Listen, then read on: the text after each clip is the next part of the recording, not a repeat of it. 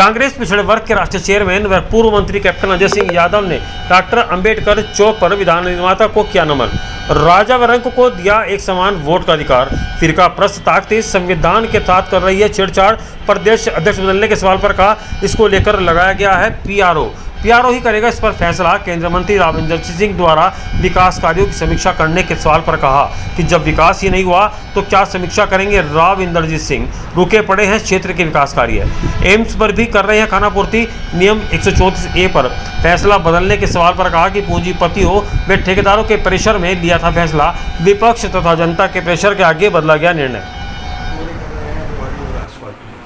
तो राव इंद्रजीत की राजनीति में कितना फर्क पड़ेगा, रेवाड़ी की राजनीति में कितना फर्क पड़ेगा? ये भाजपा का अपना अंदरूनी मामला है।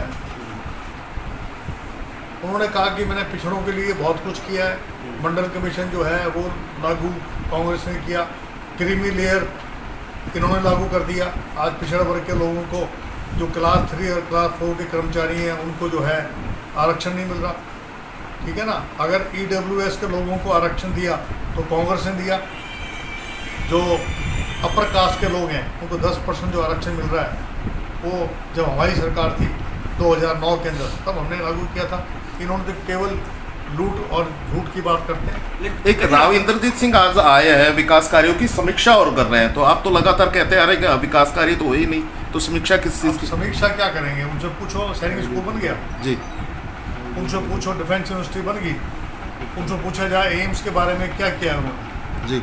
समीक्षा क्या लेंगे? कुछ किया तो है नहीं।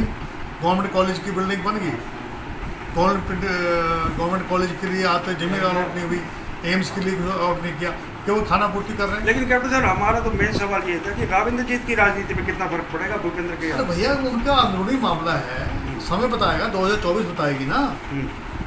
ठीक है। इसका अब सरकार ने फिर एक बार फैसला पलट गया।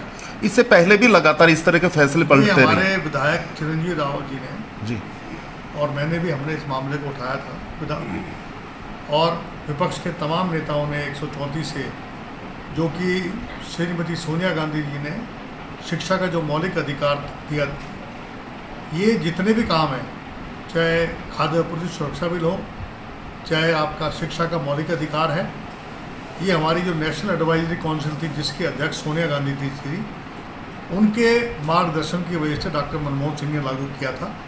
उसके साथ छेड़छाड़ की, लोगों ने विरोध किया। मैं समझता हूँ कुछ पूंजीपति जो बड़े बड़े प्राइवेट स्कूल के जो ठेकेदार हैं उनके प्रेशर में आ गए थे, लेकिन जनता के सामने कोई टिकता नहीं है तो वापस लेना पड़ा। अम्बेडकर जयंती है, साथ में तेंग बहादुर की जयंती भी है, क्या कुछ कहेंगे? देखिए, डॉक्टर भीमराव अंबेडकर जो उनको भारत रत्न की उपाधि दी हुई है, उनने अपने जीवन में संघर्ष किया, छुआछूत और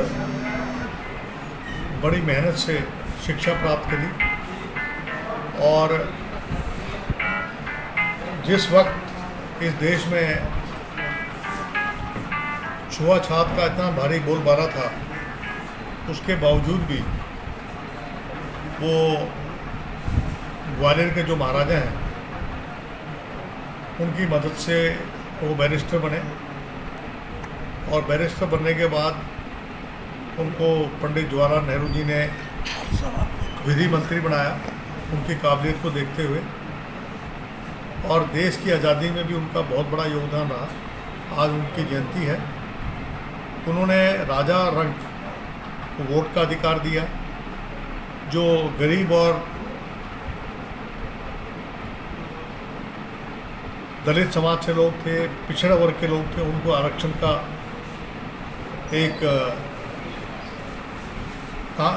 मैं समझता हूँ उनको सुविधा दी, जिसकी वजह से आज बहुत सारे हमारे दलित और पिछड़ा वर्ग के लोग IAS IPS अन्य पदों पे, और कई हमारी जो कॉन्स्टिट्यूंसी हैं उनको आरक्षण दिया, जिसमें हमारे विधायक चुन के आते हैं, MP चुन के आते हैं। तो मैं ये समझता हूँ कि जो उनकी काबिलियत थी और जिस तरीके से उन्होंने संविधान लिखा वो हर कसौटी पे खरा उतरा। तो उन संविधान निर्माता डॉक्टर भीमराव अम्बेडकर